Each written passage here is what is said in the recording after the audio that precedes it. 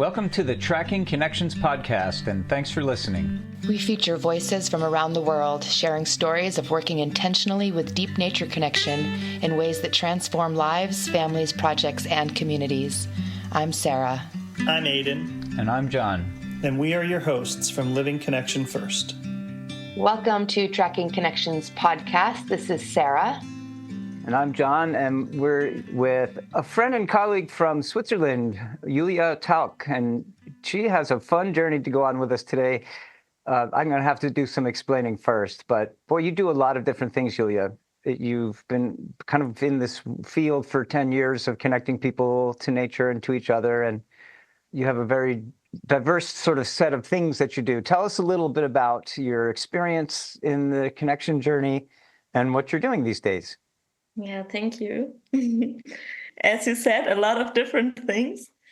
And I feel like in a nutshell, I would say the most important thing for me is connecting people to themselves, with each other and nature, and using different tools in a way for that.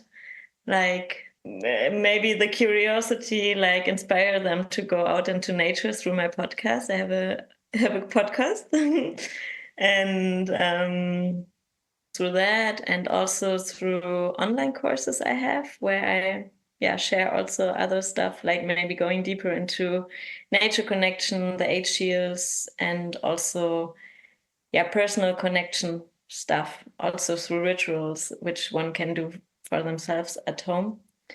And the other things I'm doing, supporting people in a way, mentoring, like one-on-one, but also groups, or in a way, organization, initiation. No, not initiation, but that's also something I'm doing, supporting initiation processes, but more like pioneer projects, like supporting them in building up what they want to build up, but in a connective way. So building the social hummus, maybe to say, like to really let it be connective, and from this perspective, bringing in the perspective of, and this container of connection into that.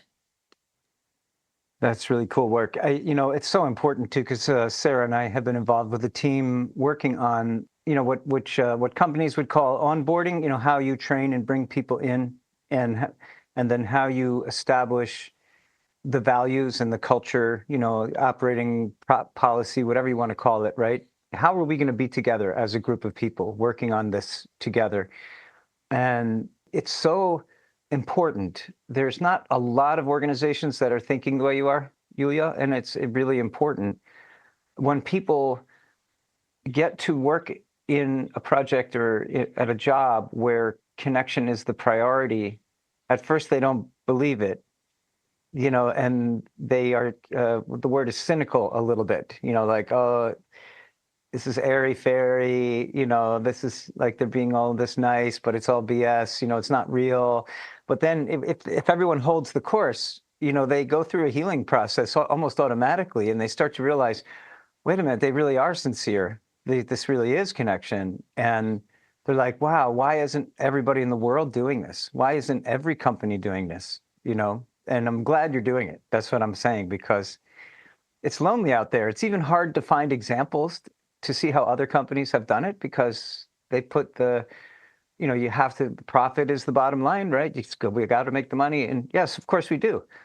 But there's a wonderful company called Patagonia, which kind of pioneered this idea a long time ago. And they met with such resistance from the outside. But Yvon Chouinard was just so determined. He's just like, no, this is right. We have to do it this way, and so he's been my role model. So now I'm glad that you are out there doing it too. So I'm going to compare notes with you someday, but I'll see what Sarah has to say. Well, I'm just curious, because I know, Julia, that you just took the HCL's master class designing with natural cycles. And I'm wondering how that might have supported, or how the HCL's principles may have supported the work that you're doing. I feel it supported my whole life already. over the whole years. Yeah, since I've learned it, and then I went deeper through my own processes and journey and so on. And I think one part of it was before, of course, already that I did the H Shields masterclass, was when I wrote my thesis, when I did my master's in geography.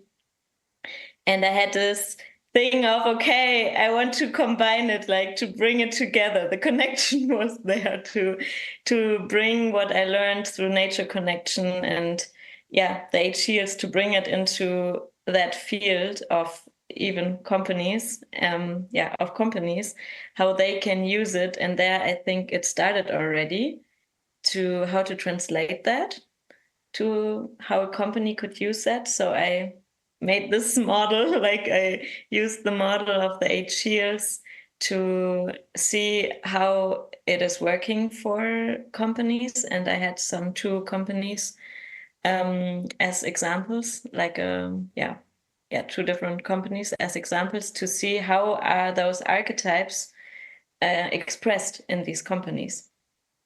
And then to also answer your question to the H Shields masterclass, I mean, this was 2018 when I wrote the thesis. And over the years, I always had this vision, okay, I want to bring that into these different fields of how organizations can use that.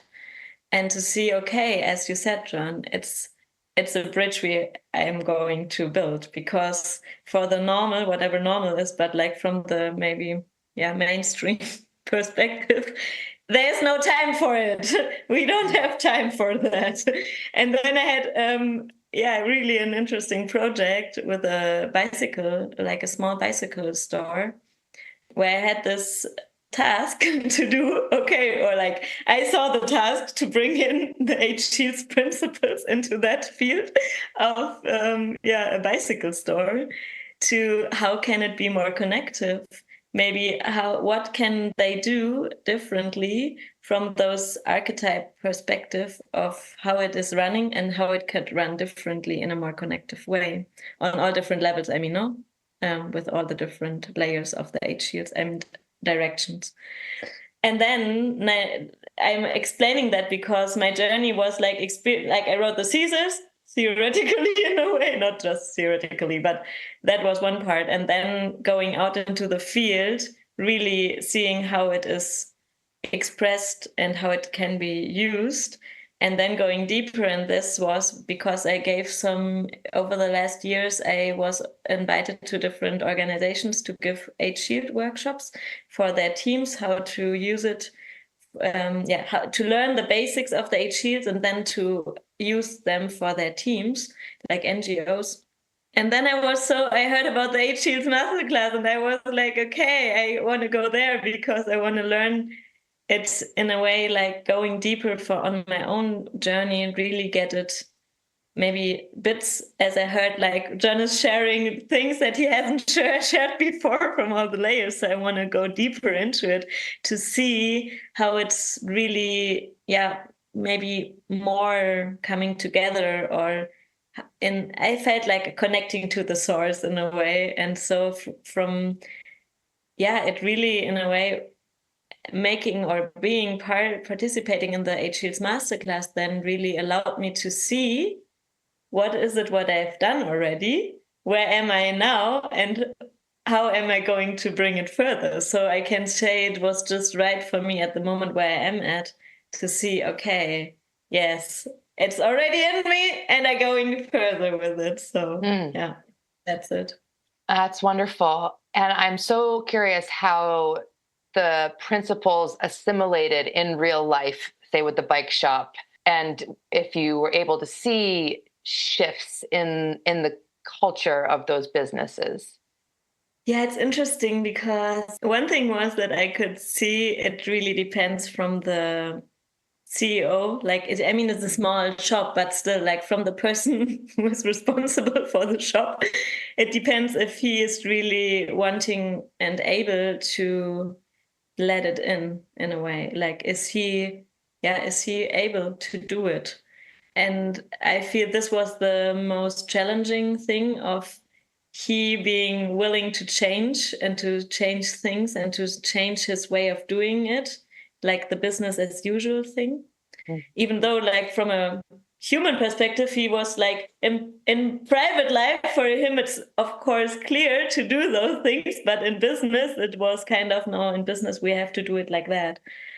I mean, I could see, for example, what came out of it was, I think one thing was the personal reflection really could start, like, for him personally, like accompanying him a bit on his path. And of course, he's older than me now. He's around 50 now, and I'm 30, or like beginnings of 30. So there was also this kind of thing to see where is he in his life stage and what's coming for him also.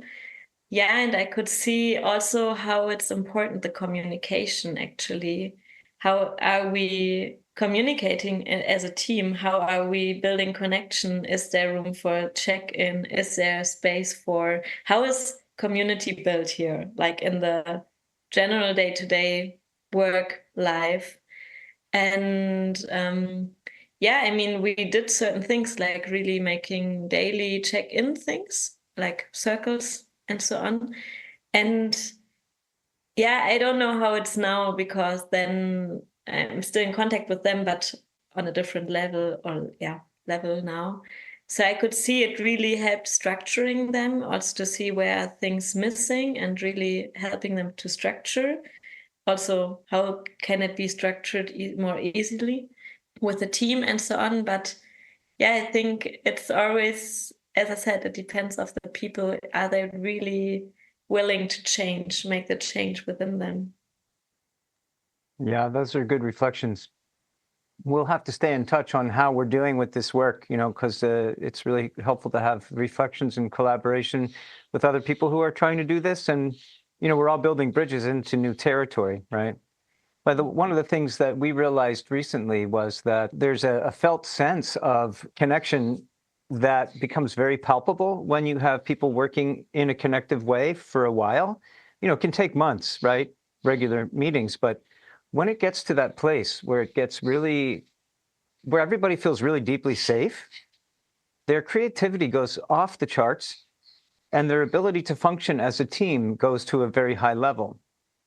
And we had a retired McKinsey consultant come and work with us for 3.5 years. And he kind of looked at our whole cultural map. He was just volunteering and donating time. He spent 15 hours a week with us for 3.5 years, Peter. And he was looking at all of our principles and our values and the way we do things. And he said, okay, you're going to have to structure this whole organization on 8 Shields, because you can't teach it in the world if you're not practicing it as an organization. And he said, and so you have to run your meetings with this culture, right? And because he's worked with like Mercedes-Benz executives and, the International Red Cross, the City of London, like big companies all over the world, right? And he'd been doing it for 40 years. He was really a really skilled consultant.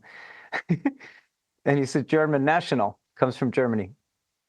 And he says to us one day, very fed up, about a half hour into our meeting, he says, if the meeting is going to start at 9:30, then tell me, don't tell me to get here at 9 if the meeting doesn't start till 9:30. I'm like, what are you talking about, Peter? He says, well, first thing you do is you all have to have tea in the kitchen, and then you all have to talk and visit with each other. And then we sit down and then we have gratitude with each other for so many times, and then the meeting doesn't really even start until 9:30. So if you want me, I'll show up at 9:30. I'm like, wait, whoa. You are the person who told me we have to run our company using the values that we teach. Yes, I did say that. I said, well, that's what we're doing. And he got really fed up. We don't have time for this kind of response. Well, after a little bit, he decided, okay, maybe you really are doing that. I will, give you the space to do that, and I will still show up before 9, right? So I think at a certain point, he dropped his resistance and he started to relax. And I would hear him laughing in the kitchen, making tea and talking, and putting a hand on someone's shoulder and saying comforting things. He's an elder, and just really sweet guy, And then we go up into the office, and a couple of months into this, he says to us, I owe you all an apology. He said, because several months ago, I told you that you were wasting my time and that if the meeting didn't start until 9:30, then I shouldn't be here, but I was wrong. And I now see what you're doing is true. It really is working. And he says, there's something else I want to reflect back to you, because I've worked with some of the most high functioning teams in the business and NGO world. And I have never seen a team as high functioning as this one in terms of your creativity, your problem solving, your humor, the goodwill, the trust. He said, keep doing what you're doing.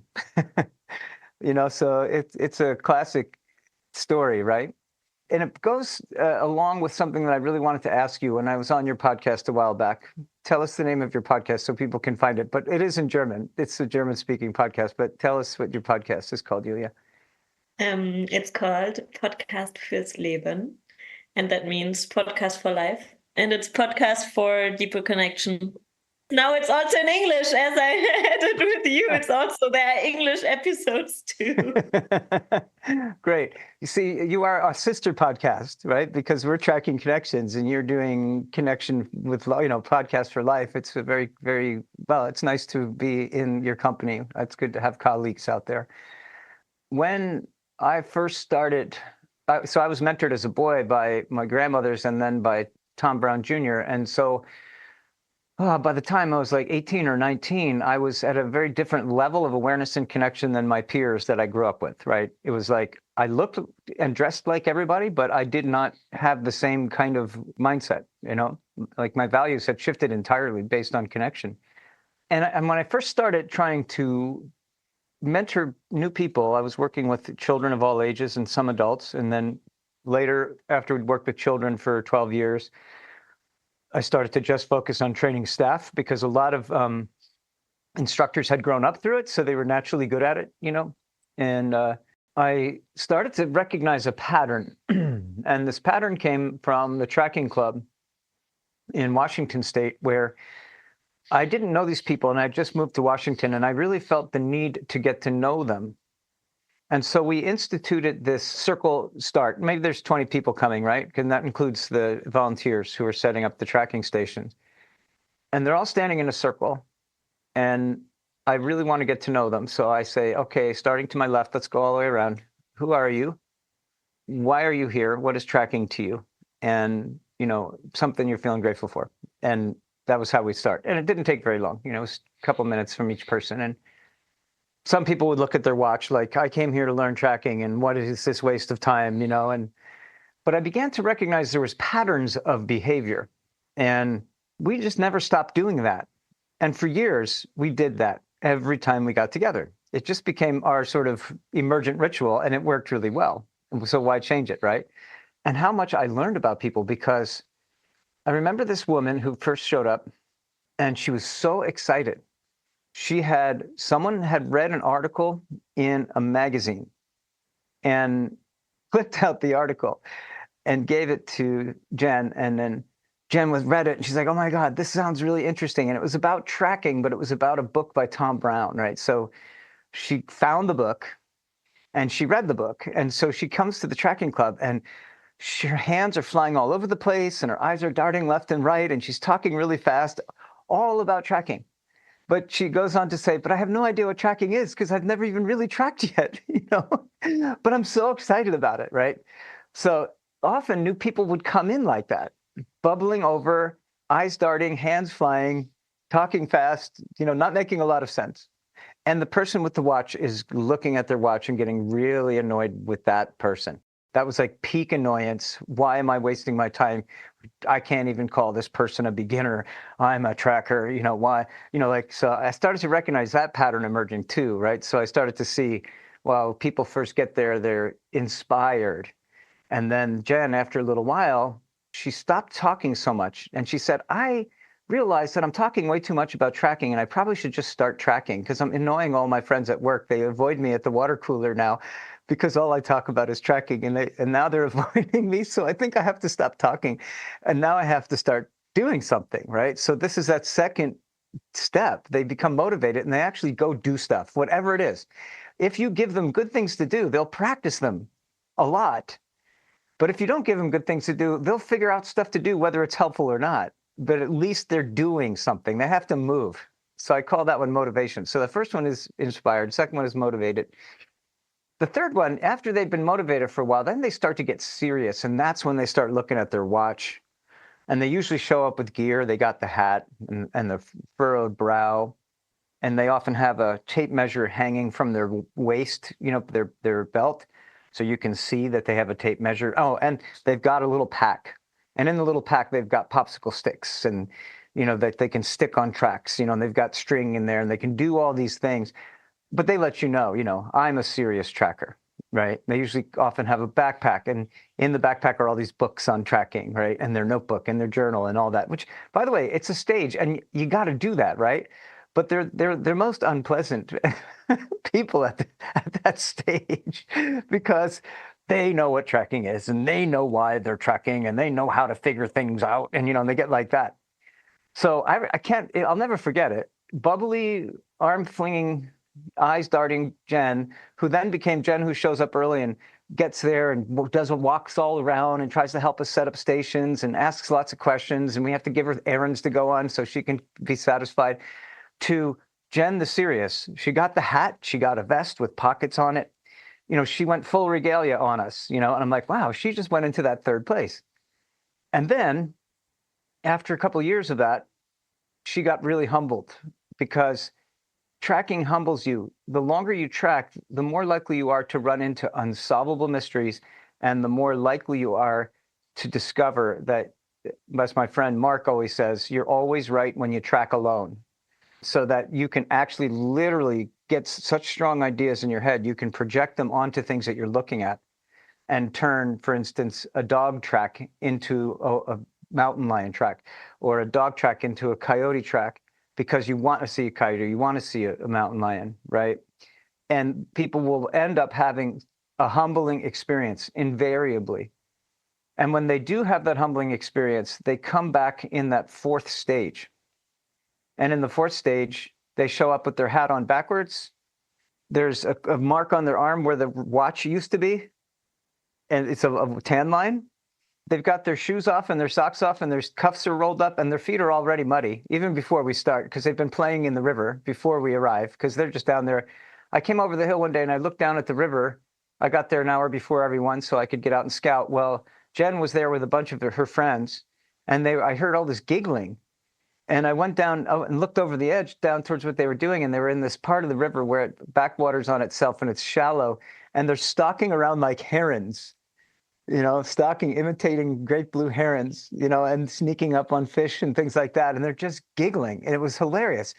So that's when they go into this place of, it's kind of like a surrender, but it's not quitting. It's something deeper. It's like they go deeper. And I feel like it's at this fourth stage where connection really becomes a felt sense, right? And so I think about this company idea, where most people are going to be maybe not even in that first stage. The boss is looking at his watch. We don't have time for connection, right? Commitment to that focus, drive, focus, right? And I relay this story because, what comes after that fourth one, where they're much more relaxed and embodied in connection and basically enjoying themselves immensely. That next thing that happens is they want to be in service. They come through an epiphany. They usually have some kind of thing that they realize about the world and they want to help. And then they become, that's when Jen became an instructor, and a very good one. And then after being an instructor for a little while, she started to step back and then support other instructors. And she went naturally into that community helper stage. And now she's an elder at the school where that tracking club runs. And this is going back to the mid-90s, this journey, right? But she's so legit as an elder, right? She just went through this whole journey. And you said to me when I was talking to you last that you realized that you went on this journey and you recognized these stages from your podcast for Life. You saw yourself going on the profile journey, and I said, oh, I want to hear that story. Yes, we should do a podcast on that. And you very nicely said yes. And I'm just curious about what you saw there in that journey. I feel it started, of course, what I said, I don't know where the starting point, of course, is of my journey, but in a way, sure. I think one part of this Or maybe it's part of that. When I started, of course, before the podcast started, when I had the calling, and almost 10 years ago, when I started with the wilderness awareness, nature connection trainings, I inspired, like this inspiration I had, this curiosity I had to go there, to be in nature and to go deeper into that, go deeper into connection, and to see that there is so much more than I knew it before, but there's more to experience and go deeper. And this, longing that I had, or this calling that I had over the whole, the years, then with what I said, like, which came into my master's thesis. Okay, I want to bring it there. It went also into another project that I did at the Lake Constance, like this community garden project for 2 years, which I initiated with our NGO. So there were different parts where I already did those, like where I anchored in a way, like started that, initiated that, and brought my inspiration into action, like really bring it in onto the ground and to the people and go there like pioneers. We had that before already. Like I feel often I'm in this, okay, I have this vision, I go there, and even though I don't know how, we are just doing it. Like, okay, we're doing it, I'm going there. And then with the project, which I just said, with the bike shop, was also a next level or next step of bringing my vision forward, like bringing it into business as usual. And then it's almost 2 years now that I had at that time a job, like a general job at an office, like in a sustainability office, doing also educational programs. And then I felt like, okay, no, I have to leave. I quit my job. I did that. And there really my deeper journey started, actually. I mean, before I already did projects, also, as I said, workshops, seminars, and so on. But there I really decided, okay, it's time to go deeper and to deepen my profile journey, even though maybe I couldn't see it at that time, but it was clear. It got clear, okay, now the focus is there. And I mean, I started already with the podcast before, and then I had to let it go again. It was named differently also. And then I said, okay, now is a new beginning of really making it now, really going for that. It was really a clear decision. Okay, now I'm going for that, for my own business, but on a deeper level, like with this clarity, even though I didn't know all the different steps of it. And this was then with my podcast, for example, which I started. Actually, I have to remember. I think it was last year. Yeah, last year in spring, I started my podcast. And it was like, okay, just talk about the last, or like the first series of my podcast was all about myself in a way, but it was my connection journey. Okay, how am I dealing with all those things that come up? How am I going into connection? How am I dealing with that? Okay, going into nature though. So there were podcast episodes about connection. Of course, all is about connection, but it was like, how am I connecting? And not just about projects, but really about how is my connection journey with nature, with other people, with myself. So it was the whole thing of, in a way, telling stories really about my connection journey.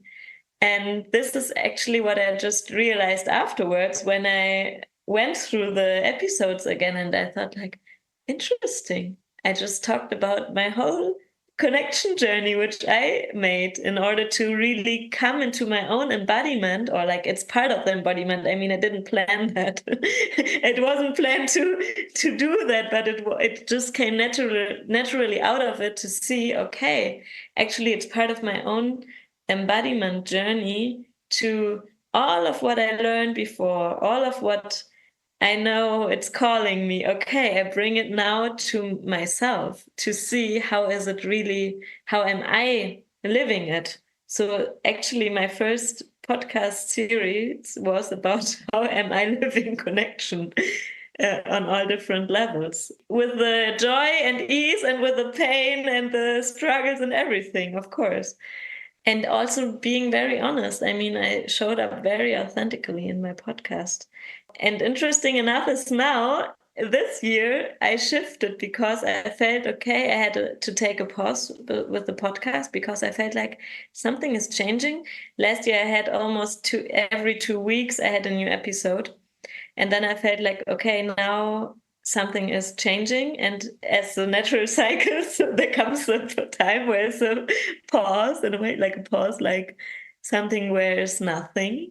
And we have to let go. And I felt that. And then I was like, okay, what's coming next? And I mean, I had this vision of already before that at a certain point, I will make interviews, have conversations with other people. And actually this year, I'm not sure, I think I haven't had any solo episode because it is now differently. It's really about going out and connecting the people, bringing the community together, like really seeing what's already there and like tending the bigger fire. And yeah, it's interesting to see that. No, it's like really, it just came naturally. And also this year from my own journey, actually, now where I'm at, I was invited to do now, like maybe it's already 2 months ago now, that I was invited to support a project where I'm tending like the space. And so I can really see that, okay, I'm on my journey and now I'm coming more into that next stage and phase where I'm in service and I'm invited to different places and I'm just going there. That's really cool. And I just want to presence for people that may not be familiar with the profile journey and the 8 Shields design principles is that, John was describing it really well with a story. But to say it more kind of linearly, there's these stages on a journey of growth that we can track. And Yulia is describing that, beginning of the journey where there's inspiration, and the calling, and then moving into motivation, and then that really focused place. And I hear you, Yulia, describing that focused place as really being your own internal process or your own personal process of connection. And then the next stage in the profile journey in the natural design cycles is taking a break, taking a pause, wandering, relaxing.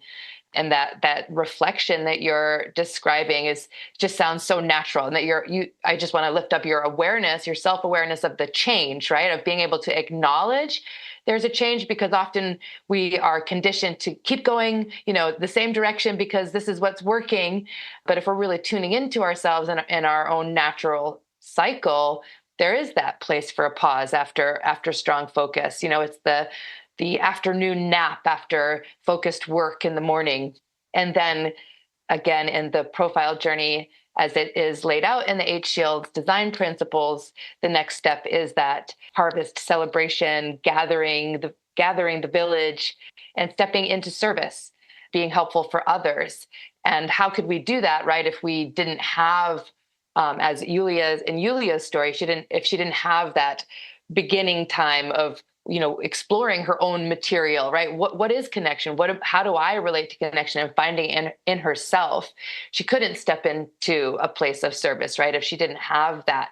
Really beautiful. And I guess my question is, I hear some of this in what you've already shared, Yulia, but how has it served you to look at the design principles as they've been laid out, like, for example, in the 8 Shields Masterclass, and be able to look at that big picture and say, I hear you saying like, oh, wow, look, I did that. I didn't realize it. And here I am in this place.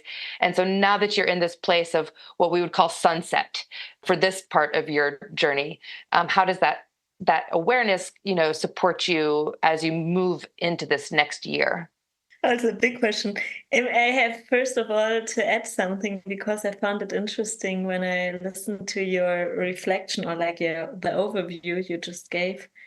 For me, it was really also the internalization of really letting it sink into myself deeper. So all of what I learned and heard and I found like it's really this phase of internalization. So if it's internalized, embodied within myself, really gone through, so then it's really this like, okay, now I'm in service. Okay, now I can serve. It's not like automatically that I'm in service. It's not to say that, but it's the pathway to service, maybe. At least for me, it feels like that.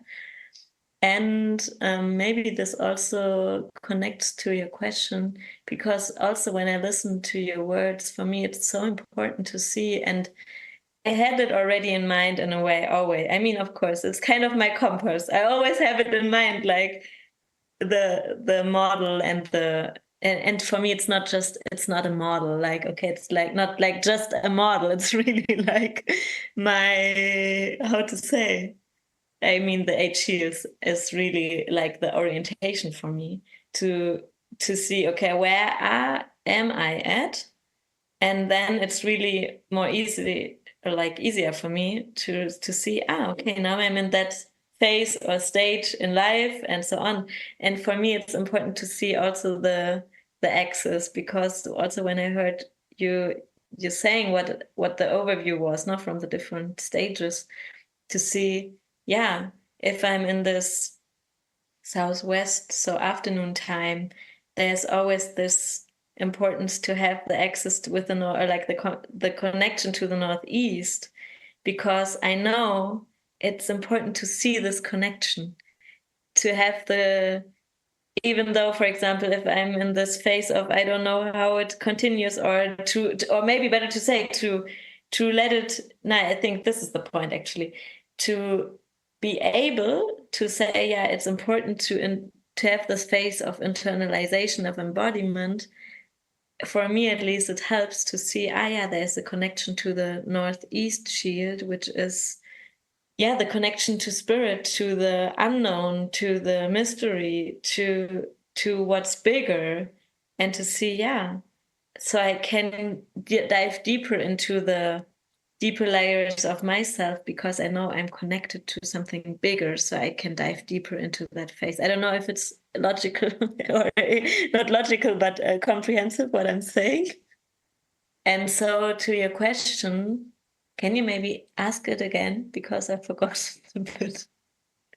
Well, I think you actually answered it in a good way, but if you'd like to say more, the question was, how does it help you now, knowing, having an idea where you are in that profile journey? And I heard you say to look at that other end of the axis, but if you had more to share, that is welcome. Yes, I have one more to add to that. Yeah, I think, of course, the most important thing is to have it as an orientation, of course, and knowing the orientation in general, to know where I'm at, is very important for me, because it gives me a frame where to go. It's kind of like having a North Star to know, okay, where am I at? And it also helps me to see, for example, being in the sunset phase in the West shield, knowing the axis, for example, the East. Okay, to be in service, to be helpful, it also needs that I'm in connection. I tend the connection to myself. For example, I look that I'm also still connected with myself. So this is, for example, what I'm realizing now, talking about it with you. I realize that, because that's for me the whole thing, and the importance, and the kind of, I don't know if treasure is the right term at the moment, but kind of why it's so important to use it, and to why it's such a beautiful, I don't know, it's not beautiful, it's more, I don't have any words for that, why it's so important for me, at least, and I feel for connection and for health and happiness, actually, to use the 8 shields, because it just makes sense. I don't have more to add to that. That's so cool. I loved that whole conversation between the two of you and your reflection. But the one thing you were saying, when I'm in the Southwest, I'm in that time where I'm in like what we would call Indian summer, like it's not quite summer anymore, but it's not quite autumn, or you're in the afternoon, the late afternoon when it's a good time to take that cat nap, when you feel really ready to just relax on the ground in the grass and be like, oh yeah, not a thought in the head. You can't even come up with a thought. It's kind of like, oh, why would I think? It's so cool here right now. Very in the moment. That southwest direction represents, and of course, this is in northern hemisphere. So I apologize to the people in the southern hemisphere. That would be northwest for you. So let's not confuse everybody. But in that southwest, that time, that is the time when Ingwe came up with this model in the beginning. He's like, okay, everybody can figure out where the sun rises and where the sun sets. So we can have organizing principles that relate to sunset and sunrise. Everyone can relate to that. And everyone can relate to where the sun is at midday, he said, so we can have that. And he said, of course, here in the northern hemisphere, that's south. And he said, we might all be sleeping, but if we could see the sun from the same spot at midnight, it would be north. So he says, these will be the four directions. He says, but we have to represent earth and sky. And so southwest will be Earth, and he literally drew the XYZ axis on a piece of paper, said, John, you must remember this geometry thing that everyone could not stand, but we can organize using this because everyone has learned this and they'll all relate, So he was like trying to find that bridge already back then, right? So here's these modern children growing up in New Jersey that maybe never saw a sunrise, maybe saw a sunset, more likely, but maybe not. Right. And it was amazing when we started to really work with children, how many had never seen the sunrise or the sunset. And Ingwe, who'd grown up in the deep wilderness of Kenya with the Akamba tribe, he was so deeply connected to the earth and was so aware of how these people were aware of where the sun was all the time, And so he wanted to base the model on that because, east and west and north and south represent the X and the Y. The Z axis is that southwest, northeast. The southwest side, lower left side, points to the earth. Therefore, the other side points to the sky, which is Yulia's beautiful reference, which, archetypally, when we think about all the things that we can't see, but we know they're there. Like I'm sitting here outside in the shade on my patio. I can feel the breeze, but I can't see it. I know it's there, but I can't pin it down. This is what Northeast represents, right? And you said in your story so beautifully that you would get to this place where you don't even know how you're going to do it, but you have a clear vision. And so you just trusted that, which came through creativity. And that is the Northeast. That's the essence of the Northeast. And so I could sit here and say for the age that you are at in your life, how much it gives to me that someone your age is already trusting vision in that way and working in this way. And we need more people your age and younger to know this because there's so much hope in a model that works with the flow of nature. It's like, as you also very beautifully described, I didn't even know that it was happening to me until afterwards. And I looked back and then I realized that it had naturally unfolded because I honestly believe that when you work with these nature connection, people connection principles, you awaken that part of your being, which you were born with, that wanted to do that and was waiting for the people to help that unfold. But very few people get that kind of mentoring support anymore. So, that's why this is so important, what you're doing. And we're really, really glad to support you and have you here and lift you up. And so the last thing I wanted to say was something else that you had reflected after Sarah asked you. And you said, oh, I didn't even realize that until I just spoke about it out loud, right? Which is really important to lift up because yesterday I was listening to my mentor, Tom Brown, recordings of a class he taught 7 years ago that I'm going to assist with this week. So I'm just trying to get into getting into the spirit of the class in essence, right? So I know what part I can play and how I could be supportive. And he said, my mentor, grandfather, he used to tell me that 10% of what you get out of something is the actual experience. And that 90% will really come from the debrief. Talk about it afterwards with someone who you trust and hear yourself say things, because that's when you'll really learn the thing, not from doing it. Like, let's give it an example. Like, you're trying to make a fire without matches using a spindle and a fireboard with your hands, called the hand drill, right? And you go to make it work, and this was the example he was talking about, and it doesn't work, and you're kind of frustrated, So then you go and you sit with your friend, in his case, Rick, and then you relive the experience. And maybe it only took you 15 minutes to have that experience, but you might talk to the other person for 45 minutes or more. And then you'll have this epiphany. Oh, that's what I did. And now they go back and all of a sudden he gets a fire because he had a realization, but he wouldn't have had the realization if all he did was keep trying. So that's like getting stuck in that South profile. I just have to work and work and work and work. But no, grandfather taught them, stop. If you have trouble, just take a rest, go into the Southwest, come together and talk about it, lift it up, share the story, because that's when you'll have the insights, right? And that's that wheel journey there. So I wanted to lift that up too, because many people think, oh, if I just go through the motions and then keep my mouth quiet, I've checked it off. But actually, no, we get so much more by reflecting with each other, and our understanding deepens, our connection gets stronger. And so important, this routine of sharing story, especially in a container of trust. You have to have a container of trust, or it's not worth it. So any reflections there, Yulia? Yeah, actually, I just thought about what you shared. I think it was in the H Shields masterclass. And I can see that again now, how important it's for all of us, our sharing, our stories.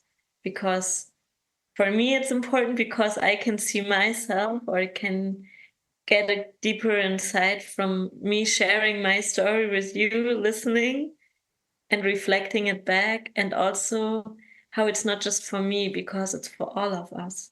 We need that, and it doesn't make any sense to hold it back.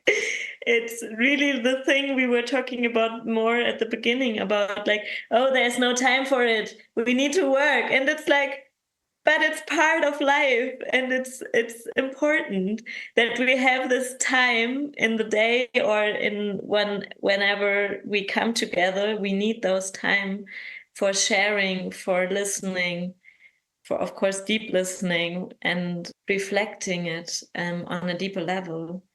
And yeah, I'm so grateful to know that, to have learned that, and to know that this is so important. And of course, it came through you, through your doing it, or sharing it, learning it, giving it further. And I'm so touched by it, because it also gives me so much deeper sense of what I'm doing and sharing and contributing, that it's important for life and for our aliveness of humans, and giving our gifts, actually. Yeah, so thank you so much.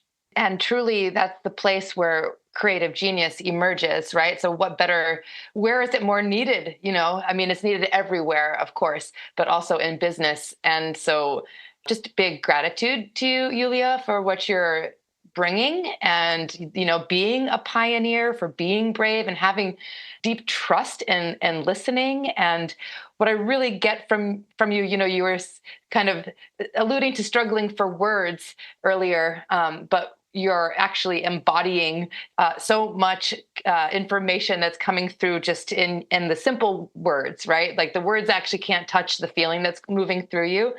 And for me, that just is another reflection of how natural cycles are incredibly natural. And when we lean into them, and we feel the magic, right? Or we remember the magic of, oh, I get to be natural, and it's productive, and it's generative, and I'm happy. It really is that, right? So it's wonderful to see where you're taking this work, and just how you've integrated into your life personally and professionally. And can't wait to hear how everything moves forward. This year of you moving more into service to others and bringing what you've embodied and sharing it in a way of connection that is inevitably generating genius, not only for yourself, but for others. So maybe in 6 months we talk again. But really want to just say thank you so much for being here with us and for sharing. Yeah, I echo that, Sarah. And I also, I acknowledge that, yes, I really tried to help others by, sharing it with others. But if it wasn't for, Ingwe and Tom Brown and my grandmothers and Jake and Judy Swamp and all the people that worked together on this, I wouldn't be able to share it either. And so many of them are now ancestors, right? And it's like, I like to think of it as a legacy for connection. So I received this from my elders when I was a boy and brought it out in the world, like you're doing now, when I was your age, actually. And, now you're doing it. And, my elders are gone, most of them. And now I'm going to be the elder, and who's coming after us, right? We have to ensure that this legacy keeps going because there's so many beautiful gifts in this. And as you said, it's health and happiness, right? What more do you want? And there's nowhere where this doesn't work, really. I've tried it in every setting, in all different kinds of funny ways. I ran a restaurant based on it, and it worked so beautifully. So it's so much fun to play with as well, and it makes it all so much more joyful. And last but not least, I'll just tell people that if you're interested a little bit more in this profile journey we've been talking about, and you don't have a copy of Coyote's Guide to Connecting with Nature, you can find a chapter in there. And Aidan will put the link to that and what pages it's in case you have Coyote's Guide and you forgot that it was in there and you want to go and read about it again. So that's that. And I just thank you both so much. And Yulia, yes, every 6 months we'll check in until I'm an ancestor, then you'll be the one who checks in with the next generation every 6 months, and we'll just keep this going, okay? Thanks, everybody. Thank you. Thank you. Thanks for listening to Tracking Connections. You can find everything related to the podcast and our current offerings at trackingconnections.net. We'll see you next time.